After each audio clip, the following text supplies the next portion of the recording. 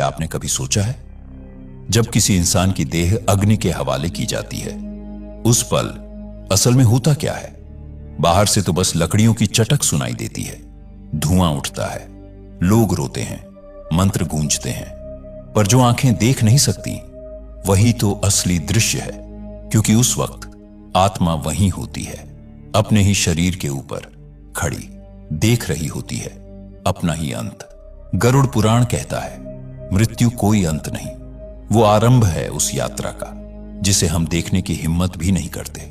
सोचिए, अभी कुछ घंटे पहले तक वही व्यक्ति सांस ले रहा था, बातें कर रहा था, हंस रहा था, और अब वही शरीर लकड़ियों पर पड़ा है। आत्मा देखती है, लोग नहला रहे हैं, कपड़े पहना रहे हैं, फूल चढ़ा रहे हैं, हर क्रिया, हर मंत्र एक विदाई है, पर आत्मा इसे मान नहीं पाती। पहली लौ जैसे ही शरीर को छूती है, वो हतप्रभ रह जाती है, सोचती है, ये मेरा शरीर है, इसे क्यों जला रहे हो? वो हाथ बढ़ाती है, पुकारती है, पर उसकी आवाज कोई नहीं सुनता। परिवार विलाप कर रहा है और आत्मा वो मौन होकर देख रही है, अपना ही अस्तित्व राख में बदलते हुए। गरुड़ पुराण के अनुसार मृत्यु के उस क्षण आत्मा अकेली नहीं होती, यमदूत वहीं होते हैं। वे मार्गदर्शन करने आते हैं, पर उनका रूप आत्मा के कर्मों पर निर्भर होता है।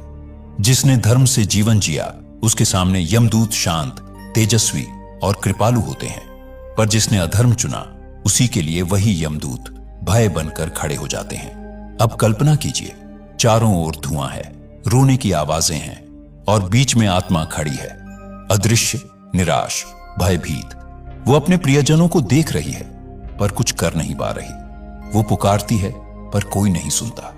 जब आग की लपटें सिर तक पहुंचती है, उसे लगता है वो जल रही है, मिट रही है। वो चीखती है, तड़पती है, पर यह केवल भ्रम है, क्योंकि आत्मा को अग्नि छू नहीं सकती। आत्मा ना जलती है, ना मिटती है, वो शाश्वत है, अमर है, पर देह से मोह वही उसे जलन का अनुभव कराता है।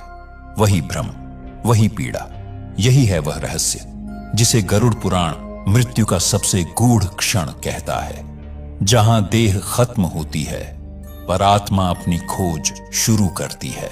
अग्नि शांत हो चुकी है, लकड़ियां राख बन चुकी हैं, और अब वहां कोई शरीर नहीं बचा, बस धुआं है, और उस धुएं के बीच खड़ी है आत्मा, भ्रमित, स्तब्ध। वो समझ नहीं पा रही कि अब जाना कहां है। आसपास परिवार के लोग हैं, पर अब कोई उसकी उपस्थिति महसूस नहीं कर पा रहा। वो पुकारती है, मैं यहां हूं, मुझे मत छोड़ो, पर उसकी आवाज हवा में खो जाती है, और तभी हवा का रुख बदलता है। एक ठंडी सिहरन फैलती है, आकाश अंधकार में डूब जाता है। यमदूत प्रकट होते हैं। गरुड़ पुराण उन्हें कृष्णवर्ण, विशालकाय, तेजस्वी और भीषण बताता है। उनकी आंखें अंगारों जैसी, हाथों में पाश और दृष्टि भेदती हुई। पर यह दृश्य हर आत्मा के लिए एक जैसा नहीं होता। जो धर्ममय रहा हो, उसके लिए वही यमदूत शांत साधु समान दिखाई देते हैं। उनके चेहरे पर करुणा होती है, आवाज में दया।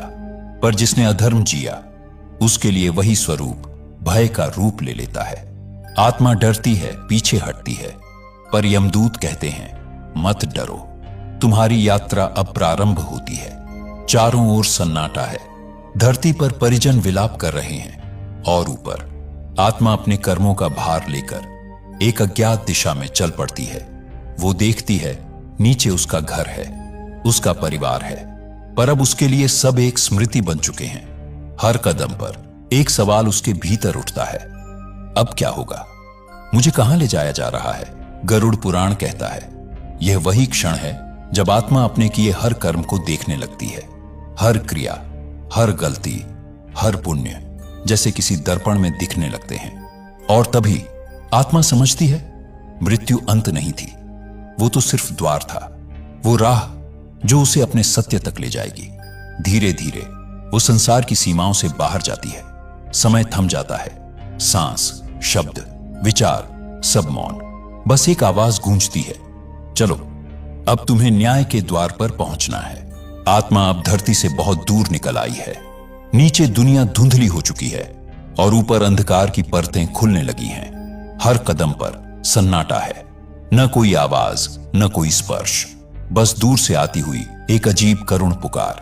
यमदूत आगे बढ़ते हैं और आत्मा उनके पीछे पीछे चलती है। हर दिशा में अनदेखी आकृतियां हैं, कभी रुदन की आवाजें, कभी किसी की फुसफुसाहट, जैसे अनगिनत आत्माएं अपनी यात्रा में भटक रही हों। गरुड़ पुराण कहता है यह वही मार्ग है जहां आत्मा अपने कर्मों की गंध महसूस करती है। पुण्य की सुगंध उसे हल्का बनाती है, पाप की दुर्गंध उसे भारी। धीरे धीरे रास्ता बदलता है। अब सामने एक विशाल नदी दिखाई देती है, वैतरिणी, काली, गहरी, भयावह। उसका जल जल नहीं, जैसे उबलता हुआ पाप हो। लहरों के बीच लाशें तैरती हैं और नदी के किनारे अनगिनत आत्माएं खड़ी हैं, कांपती हुई, डरती हुई, क्योंकि सब जानती हैं यह नदी पार करनी ही पड़ेगी। यमदूत कहते हैं यही है वैतरिणी, कर्मों की नदी। जिसने जीवन में दान, सदाचार और सत्य जिया, उसके लिए यह जल ठंडा और शांत बन जाता है। पर जिसने अधर्म जिया, उसके लिए यही जल अग्नि बन जाता है। आत्मा नीचे झांकती है, नदी के बीच से उठती गर्मी उसकी चेतना तक पहुंचती है। वो डरती है, क्या मैं इसे पार कर पाऊंगी? गरुड़ पुराण में लिखा है यही आत्मा का पहला बड़ा परीक्षण होता है। वह अपने कर्मों के सहारे ही पार जा सकती है। कुछ आत्माएं पुकारती हैं, हमें कोई बचा लो। कुछ वहीं डूब जाती है, कुछ अपने पुण्य के सहारे तैर जाती है। जो आत्मा धर्म से जुड़ी होती है, उसके लिए वही नदी एक सेतु बन जाती है, जैसे कोई अदृश्य शक्ति उसे पार करा रही हो। और जब आत्मा उस पार पहुंचती है, अचानक एक अद्भुत प्रकाश फैलता है। दूर कहीं यमलोक के द्वार दिखाई देते हैं, विशाल, गंभीर, अग्नि की आभा से चमकते हुए। यमदूत रुकते हैं और धीरे से कहते हैं अब यहां से आगे तुम्हारे कर्म बोलेंगे। आत्मा सिर झुकाती है। वो जानती है अब कोई बहाना, कोई छल नहीं चलेगा। जो बीज उसने जीवन में बोए थे, अब उन्हीं का फल सामने आने वाला है। धीरे धीरे वो यमलोक के द्वार के सामने खड़ी होती है। चारों ओर मौन, बस एक आवाज, चित्रगुप्त तुम्हारा इंतजार कर रहे हैं। क्या वही है चित्रगुप्त का दरबार, जहां हर आत्मा को अपने हर कर्म का लेखा देना पड़ता है। हर कदम पर एक सन्नाटा है, न कोई आवाज, न कोई स्पर्श, बस दूर से आती हुई एक अजीब करुण पुकार।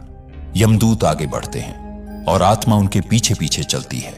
हर दिशा में अनदेखी शक्तियां हैं, जिनकी उपस्थिति बस महसूस की जा सकती है, देखी नहीं। वातावरण में एक अनकहा भय है, जैसे समय खुद थम गया हो। और तभी दूर कहीं से आती है एक गूंज, गंभीर, भारी, दिव्य। वो आवाज कहती है अब लौटना संभव नहीं, अब जो होगा वही सत्य कहलाएगा। आत्मा ठहर जाती है। चारों ओर अंधकार है, पर उस अंधकार में भी एक रोशनी की रेखा झिलमिलाती है। क्या वो न्याय का द्वार है या कर्मों की सीमा, जहां सब कुछ उजागर हो जाएगा? कोई नहीं जानता। बस इतना तय है, यह यात्रा अब मृत्यु की नहीं रही, यह यात्रा अब सत्य की ओर है। अगर यह अनुभव तुम्हें भीतर तक छू गया तो रुक जाओ एक पल के लिए और सोचो, अगर आज सब खत्म हो जाए तो क्या तुम्हारी आत्मा तैयार है इस राह पर चलने के लिए?